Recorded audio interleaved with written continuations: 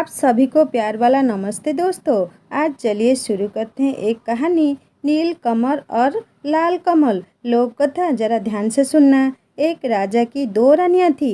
उनकी एक रानी राक्षसी थी, पर यह बात किसी को मालूम न थी। दोनों रानियों का एक एक बेटा था।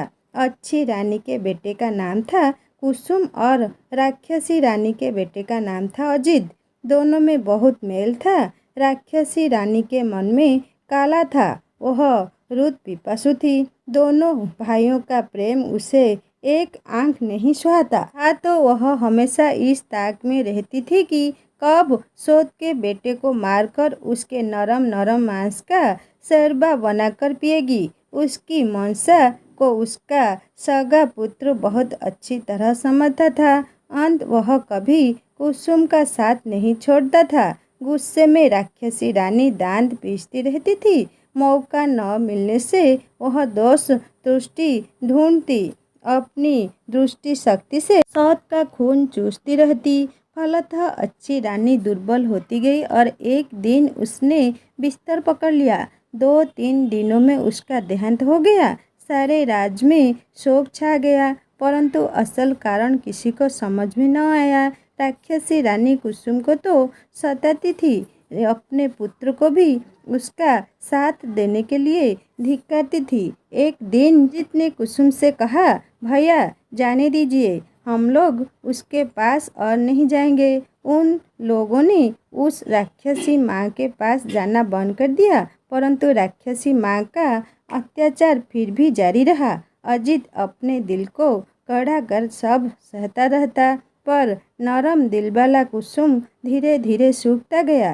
रानी ने जब देखा कि उसका सगा बेटा ही उसका शत्रु बन चुका है, तो वह एकदम जल भून गई। एक रात राजा के हाथी खाने में एक हाथी की मौत हो गई। घुड़साल में एक घोड़ा मर गया और गौशाला में एक गाय मृत पड़ गई। राजा का गुस्सा 7वें आसमान पर चढ़ गया। दूसरी रात राजमहल में शोरगुल सुनकर राजा चीखकर उठे और तलवार लेकर अपने कमरे से बाहर निकले। सोने के पलंग पर अजित और कुसुम सोए थे। एक बड़ा राक्षस कुसुम को उठा लाया। इसने पहले कि राजा कुछ करते, रानी ने अपना एक केस तोड़कर राजा पर फेंक दिया। राजा वही जड़ हो गए। उसकी आंखों के सामने राक्षस कुसुम को खाने लगा। राजा की आंखों से अश्रुधार बह निकली, पर वे उसे पोंछ नहीं सके। उनका शरीर थर थर कांप रहा था, पर वे बैठ भी नहीं सके। रानी अट्टहास कर उठी। अजित की नींद टूट गई। उसने देखा कि कुसुम भैया पास में नहीं है। वह हड़बड़ाकर उठा। उसने देखा कि रानी के हाथ का बाला कंगन झाम झाम कर रहा है और कुसुम भैया को राक्षस कह रहा है। क्रोध से उसका शरीर जलने लगा। वह दौड़कर वहां पहुंचा और राक्षस के सिर पर एक जोर का चूसा मारा।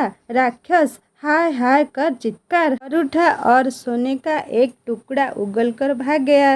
रानी ने देखा कि यह तो अनर्थ हो रहा है, अपना ही पुत्र दुश्मन बन गया है। क्रोधाग्नि में जलती रानी अपने ही पुत्र को चबाने लगी। तभी उसके गले से लोहे का एक टुकड़ा गिर पड़ा। हतप्रभ होकर वह उछल पड़ी और सोने एवं लोहे के टुकड़े को लेकर छत पर चढ़ गई। छत पर राक्षसों की भीड़ थी। उनमें से कुछ कह रहा था कि और खाऊंगा, और कुछ कह रहे थे अपने देश जाऊंगा।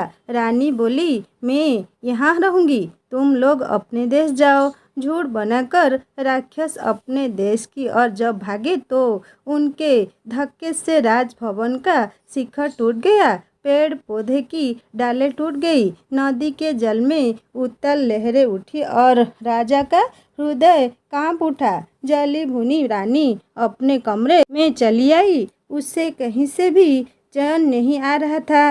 रात काटे नहीं कट रही थी। अंत में उसने अपनी जादुई आराम छड़ी एवं जीराम छड़ी को चला दिया और आसमान में उड़ती हुई एक नदी के किनारे उतरकर एक बांस वन में एक स्थान पर सोने के टुकड़े एवं लोहे के टुकड़े को गाड़ दिया। फिर निश्चिंत होकर वह घर लौट आई। दूसरे दिन राजा यह देखकर हैरान हो गया कि पूरे महल में जगह जगह हड्डियों के ढेर, रास्ते में भी सर्वत्र हड्डियां बिखरती हुई है। पूरे देश में राक्षसों ने आतंक फैला रखा है, रक्षा का कोई मार्ग नहीं। जब लोगों ने सुना कि राक्षसों ने राजपुत्रों को भी खा लिया है तो सब झूठ का झूठ बनाकर राज्य छोड़कर भागने लगे। राजा जड़ हो गए, उनके राज्य में राक्षस छा गए। नदी के किनारे बांस वन में एक किसान बांस काटने गया। एक बांस को चीरने पर उसे 2 अंडे दिखे। उसे समझ में नहीं आया कि वे सांप के अंडे थे या किसी और प्राणी के। अंत उसने अंडों को फेंक दिया। अंडे टूट गए। लाल रंग के अंडे से एक लाल रंग का राजपुत्र और नीले रंग के अंडे से नीले रंग का राजपुत्र प्रकट हुआ। माथे पर मुकुट, हाथ में नंगी तलवार लिए दोनों राजपूत वायु वेग से वहां से चले गए। डर से किसान मूर्छित हो गया। जब उसे होश आया तो उसने देखा कि लाल अंडे का खोल सोने का एवं नीले अंडे का खोल लोहे का बनकर वहां पड़ा हुआ है। किसान ने लोहे वाले खोल से अपने लिए एक हंसिया और सोने वाले खोल से अपनी पुत्र वधू के लिए एक बाजूबंद बनवा दिया। दोनों राजपुत्र चलते चलते एक राज्य में पहुंचे। वहाँ बड़े बड़े राक्षसों से लोग डरते सहते रहते थे। राजा रोज मंत्री नियुक्त करते पर राक्षसों उन्हें खा जाते एवं एक परिवार के लोगों को खा जाते। राजा ने घोषणा कर दी थी कि जो कोई भी जोड़ा राजपुत्र राक्षसों का संहार करेगा उसके साथ परी की तरह जुड़वा राजकुमारियों का ब्याह कर दिया जाएगा एवं उनका राजत्व भी उन्हें मिलेगा। अनेक जोड़ा राजपुत्र आए पर राक्षसों ने उन्हें खा लिया। लाल कमल और नील कमल राजा के समक्ष उपस्थित होकर बोले, हम लोग राक्षसों को मारने के लिए आए हैं। उन्हें देखे राजा ने एक मन में आशा निराशा के भाव उठे पर अंत में बोले, ठीक है। नील कमल और लाल कमल नंगी तलवार लेकर एक कमरे में छुप कर बैठ गए। धीरे धीरे रात गहराने लगी। कोई भी राक्षस नहीं आया और एक पहर बीता तब भी कोई नहीं आया। आंधी रात बीतने पर भी कोई नहीं आया। दोनों राजपुत्रों को नींद आने लगी। नील कमल ने लाल कमल से कहा, भैया मैं सो जाता हूँ, बाद में मुझे जगा कर तुम सो जाना। राक्षस आकर अगर नाम पूछे तो मेरा नाम पहले बताना, अपना नाम पहले मत बताना। यह कहकर नील कमल सो गया। थोड़ी देर बाद दरवाजे पर दस्तक हुई। लाल कमल तलवार को मजबूती से पकड़कर सावधान हो गया। राक्षस आए। शायद रोशनी में उन्हें ठीक से दिखाई नहीं देता था, इसीलिए एक ने कहा, रोशनी बंद करो। लाल कमल बोला, नहीं। राक्षसों में जो सबसे बड़ा था गुस्से से गौ गौ करने लगा। बोला, घर में कौन जाग रहा है रे? सारे राक्षस कीच कीच करते हुए बोले, कौन जाग रहा है, कौन जाग रहा है? लाल कमल ने कहा, लाल कमल से पहले नील कमल जाग रहा है। और जाग रहा है तलवार, जाग रहा है घी का दिया। किसका आया है काल? नील कमल का नाम सुनते ही राक्षस गण डर से 3 कदम पीछे हो गए। नील कमल अपने पूर्व जन्म में राक्षसी रानी के गर्भ से पैदा हुआ था। उसके शरीर में राक्षस का ही खून दौड़ रहा होगा। राक्षस इस बात को जानते थे। सबने कहा, अच्छा तुम नीलकमल हो भी या नहीं, प्रमाण दो। राक्षसों ने अपने चतुराई से उससे प्रमाण मांगना आरंभ कर दिया। राक्षसों के लीडर ने कहा, तुम लोग अपने नाखून दिखाओ। लाल कमल ने नील कमल के मुकुट को बार की नोक पर रखकर बाहर दिखाया। उसे हाथ से छूकर वापस में बोलने लगे, बाप रे, जिसके नाखून इतने भयंकर है, पता नहीं वह कैसा होगा। लीडर ने फिर कहा, देखूं तुम लोगों का थूक कैसा है। लाल कमल ने तलवार द्वारा दिए के गरम घी को उन पर छिड़क दिया। राक्षसों के रोए जलने लगे। वातावरण में दुर्गंध फैल गई तो राक्षस गण गौ गौ करते हुए भागे। थोड़ी देर बाद फिर आकर वो बोले, तुम लोग अपनी जीभ दिखाओ जरा। लाल कमल ने अपनी और नील कमल की तलवारों को दरवाजे की फांक में बाहर निकाल दिया। राक्षसों के लीडर ने दोनों तलवारों को अपने हाथों से कसकर पकड़ लिया और सभी राक्षसों से उसने कहा, अब मैं जीभ को खींचकर उखाड़ लूंगा। तुम लोग मुझे पकड़कर खुद जोर से खींचो। सबने जोर लगाकर खींचा। फिर क्या था, नंगी तलवार की धार से उनके दोनों हाथ कट गए और काले रक्त की धारा बहने लगी। चिल्लाते हुए सभी राक्षसों के सिरों के लागकर लीडर राक्षस भाग गया। बहुत देर बाद लीडर राक्षस फिर कहीं से आया और पूछा, कौन जाग रहा है, कौन जाग रहा है। बहुत देर तक किसी राक्षस की आहट न पाकर लाल कमल निश्चिंत हो गया था।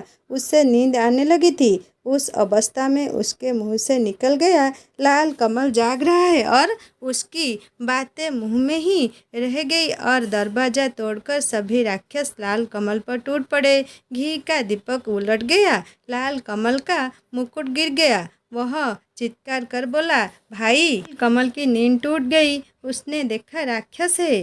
अंगड़ाई लेते हुए उसने कहा, आराम छड़ी, विराम छड़ी, जाग रहा है रे कौन? देखा जरा दरवाजे पर, मेरी नींद तोड़ रहा है कौन? नील कमल की आवाज़ सुनते ही सारे राक्षसों की सीटी पीटी गुम हो गई। वे अधमरे हो गए। नील कमल ने घी के दिए को जलाया, फिर सभी राक्षसों को तलवार से काट डाला।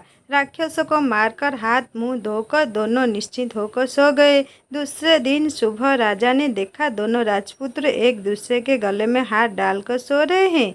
उन्हें ऐसा लगा मानो दो लाल अड़हुल के फूल हैं वे। चारों और राक्षसों की लाशें पड़ी हुई है। देखकर राजा खुशी के मारे गदगद हो गए। दोनों भाइयों को जोड़ा राजकन्या एवं राजपाट मिल गया। अंदर राक्षसी रानी ने राजभवन में अपना आधिपत्य जमा लिया था। आई राक्षस एवं काई राक्षस नामक दो राक्षस दूतों ने उन्हें राक्षसों की मरण कथा की सूचना दी। सुनकर रानी हतप्रभ होकर अपनी छाती पीटने लगी और बोली, आई रे काई रे, अब तो मैं नहीं बचूंगी रे। राक्षसी रानी के कहने से आई काई दोनों राक्षस दूत सिपाही का वेश धारण कर नील कमल एवं लाल कमल की राजसभा में गए और बोले, छाती में कील, पीठ में कील। हमारे राजा को जब तक राक्षसों के सिर का तेल नहीं दिया जाएगा, उनकी बीमारी दूर नहीं होगी। लाल कमल नील कमल ने कहा, ठीक है, तेल ला दूंगा। नई तलवारों में धार देकर दोनों भाई एक जंगल में पहुंचे। एक विशाल बरगद के पेड़ के नीचे विश्राम हेतु बैठे। पेड़ पर एक बेंगमा बेंगमी पक्षी का घोंसला था। बेंगमी ने बेंगमा से कहा, काश कोई दयालु व्यक्ति होता जो अपने 2 बूंद रक्त से हमारे बच्चों के प्राणों की रक्षा करता। यह सुनकर लाल एवं नील कमल ने कहा, पेड़ पर कौन बातचीत कर रहा है? हम लोग अपना रक्त दे सकते हैं। यह सुनकर बेंगमी खुशी से आहा आहा करने लगी। बेंगमा नीचे उतरा। दोनों भाइयों ने अपनी उंगली चीरकर उसे खून दिया। खून लेकर बेंगमा ऊपर चला गया। थोड़ी देर बाद सो सो करते हुए बेंगमा को 2 बच्चे नीचे उतरकर बोले, हमारे प्राण बचाने वाले राजपुत्र, तुम लोग कौन हो? हम तुम्हारे लिए क्या कर सकते हैं? बोलो। नील लाल ने कहा, हमें किसी चीज की जरूरत नहीं, बस तुम लोग जीवित रहो। बेंगमा बेंगमी के दोनों बच्चों ने कहा, ठीक है, पर तुम लोग जाओगे कहाँ? चलो हम तुम्हें पीठ पर बिठाकर वहाँ छोड़ आते हैं। दोनों राजपुत्र उनकी पीठ पर बैठ गए। देखते ही देखते तीव्र गति से वे हूँ हूँ कर उड़ने लगे। नदी नाले जंगल पहाड़ चंद्र सूर्य को पीछे छोड़ वे शून्य में उड़ने लगे। 7 दिन 7 रात तक लगातार उड़ने के बाद 8वें दिन वे एक पहाड़ पर उतरे। पहाड़ के नीचे मैदान, मैदान के उस तरफ राक्षसों का देश। नील कमल ने कुछ उड़द के दाने चुनकर लाल कमल के कोंच में रखते हुए कहा, लोहे की उड़द चबाने के लिए वे कहेंगे तो इसे चबाना। उसके बाद वे आगे बढ़ने लगे। मैदान को पार करते ही राक्षसों के एक दल ने उन्हें घेर लिया और वे चिल्लाने लगे, हाउ माऊ काऊ, मानुष गंध पाऊं, पकड़ पकड़ कर खाऊं। उन्हें देखते ही नील कमल ने चिल्लाकर कहा, नानी माँ, हम लोग आए हैं तुम्हारा नील कमल गोद में उठाकर हमें ले चलो। ठहरो ठहरो, रुको रुको कहकर सभी राक्षसों को रोककर लंबे लंबे हाथ पैर वाली विशाल जटा वाली एक बूढ़ी राक्षसी ने आकर नील कमल को गोद में उठा लिया और मेरा नीलू, मेरा नाती कहकर दुलार करने लगी। नानी के शरीर की दुर्गंध से नील कमल को उल्टी आ रही थी। लाल कमल को देखकर वह बोली, तुम्हारे हाथ पर कौन है रे? नील कमल बोला, वह मेरा भाई है रानी। भाई? बूढ़ी बोली, तब मानुष गंध क्यों पा रही हूँ? अगर मेरा नाती है तो लोहे की उड़द खाकर दिखाए। इसके साथ ही उसने अपनी नाक से 5 लोहे की उड़द निकालकर लाल नाती को खाने के लिए दी। लाल कमल को पहले से ही पता था। उसने चुपचाप लोहे की उड़द को अपने कपड़े में छुपा लिया और सचमुच की उड़द निकालकर कटर कटर के चबाने लगा। बूढ़ी राक्षसी को विश्वास हो गया कि लाल कमल उसका नाती ही है। खुशी से वह गदगद हो गई। दोनों नातियों को गोद में लेकर वह दुलार करने लगी। लेकिन लाल कमल के शरीर से मानुष गंध पाकर उसकी जीभ में पानी आने लगा। लेकिन अपने नाती को वह कैसे खा सकती थी? अंत दोनों को लेकर वह अपने घर चली आई। उस पूरे देश में सिर्फ राक्षस भरे हुए थे। चारों ओर राक्षस कुल बुला रहे थे। पृथ्वी से मनुष्य, जीव जंतु आदि को मारकर पूरे देश में बिखरा दिया गया था। लाल नील राक्षसों के कंधे पर बैठकर घूमते और देखते कि हर और मरे हुए सड़े हुए मनुष्य, जीव जंतु बिखरे पड़े हैं। दुर्गंध ऐसी कि भूत भी भाग जाए। लाल ने कहा, भाई लगता है सारी पृथ्वी उजाड़ हो गई है। नील कमल चुप रहा, लेकिन उसने मन ही मन ठान लिया कि पृथ्वी को अब इन राक्षसों से बचाना होगा। जब रात गहरी हो गई तब सब निशाचर राक्षस अपने बाल बच्चों के साथ साथ समुद्र पार सभी राज्य में उत्पात मचाने, मनुष्य जीव जंतुओं को मारकर लाने के लिए चले गए। तब नील कमल लाल कमल को साथ में लेकर राजमहल के दक्षिण की ओर स्थित एक कुएं के पास पहुंचा। वहां अपने लाल कमल से कहा, भैया मेरे कपड़ों को पकड़ो। कपड़े देकर नीलकमल कुएं में उतरकर एक तलवार और एक सोने का डिब्बा लेकर बाहर निकला। डिब्बे को खोलते ही जीवन काठी, एक मरण काठी नामक एक तथ्य और एक तथ्य बाहर निकले। जीवन काठी में राक्षसों के प्राण एवं मरण काठी में उस रानी राक्षसी के प्राण बसते थे। नील कमल ने जीवन काठी को अपने पास रखा एवं लाल कमल को मरण काठी थमा दिया। जब दोनों तथ्य को शरीर में हवा लगी तब राक्षसों को घबराहट होने लगी। पृथ्वी पर जड़ पड़े राजा के देश में राक्षसी रानी नींद में लुढ़क गई। पृथ्वी पर गए राक्षस तेज कदमों से नदी पर्वत लांघकर लौटने लगे। यह देखकर नील कमल ने जीवन काठी तथे के 2 पैरों को तोड़ दिया। सारे राक्षसों के दोनों पैर टूट गए। राक्षस दोनों हाथों के बल पर तेज गति से आने लगे। यह देख नील कमल ने तथे के बाकी दोनों पैर भी तोड़ दिए। सारे राक्षसों के दोनों हाथ कटकर गिर गए। हाथ नहीं, पैर नहीं, फिर भी सारे राक्षस हाउ माउ काऊ 7 शत्रुओं को खाऊं कहते हुए लूढ़ करते हुए आगे बढ़ने लगे। तब नीलकमल ने तलवार से जीवन काठी नामक उस तते के सिर को काट दिया। उसके साथ ही सारे राक्षसों के सिर कटकर लुढ़कने लगे। बूढ़े राक्षसी का सिर छिटक कर नील कमल और लाल कमल के पास आकर गिरा। नील कमल और लाल कमल ने उस बूढ़ी राक्षसी के सिर को एक नए कपड़े में बांधा और मरण काठी नामक तख्ते को सोने के डिब्बे में डालकर बेंगमा बेंगमी को पुकारा। 3 माह ठहरे दोनों के बाद दोनों भाइयों के पैर अपने देश में पड़े। सर्वत्र उनकी जय जयकार होने लगी। नील कमल और लाल कमल ने कहा है कि मैं सिपाही लोग दबा ले जाऊंगा, लेकिन वे तो सिपाही नहीं राक्षस थे। वे लोग उसी दिन मर गए थे। नील कमल एवं लाल कमल ने छाती में कील, पीठ में कील वाले राजा के देश में अपने सिपाहियों द्वारा राक्षसनी की सिर भिजवा दिया। सिर को देखते ही राक्षसी रानी अपने वास्तविक रूप में आ गई और गुस्से में लाल पीली होती हुई अविलंब नील कमल और लाल कमल के राज्य में पहुंच गई। लाल कमल ने मरण काठी नामक तख्तिया को सोने के डिब्बे में बाहर निकाला। उससे देखते ही राक्षसी रानी के प्राण उड़ गए। राक्षसी रानी के मरते ही जड़ हो चुके राजा का रोग भी दूर हो गया। स्वस्थ होने पर राजा ने सारे राज्य में ढोल पिटवाया। प्रजाजनों से आकर पूछा, हाय, हमारे राजकुमार अजित और कुसुम कहाँ है? राजा ने भी दीर्घ सांस छोड़ते हुए कहा, हाय, कहाँ है मेरे सुपुत्र? तभी राज्य भवन के बाहर डाक ढोल बजने लगे।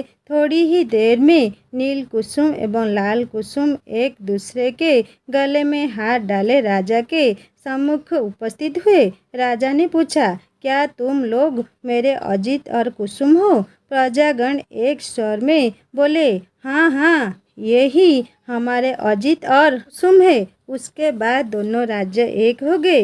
नील कुसुम और लाल कुसुम इलावती और लीलावती के साथ दोनों राज्यों में शासन करते हुए सुखपूर्वक रहने लगे। दोस्तों, ये कहानी आपको कैसे लगी मुझे कमेंट करके ज़रूर बताना, और अच्छे लगे तो लाइक करना, दोस्तों के साथ शेयर करना और सब्सक्राइब करके बेल आइकन दबा देना। और एक कहानी लेकर जल्दी आऊँगा। नमस्ते।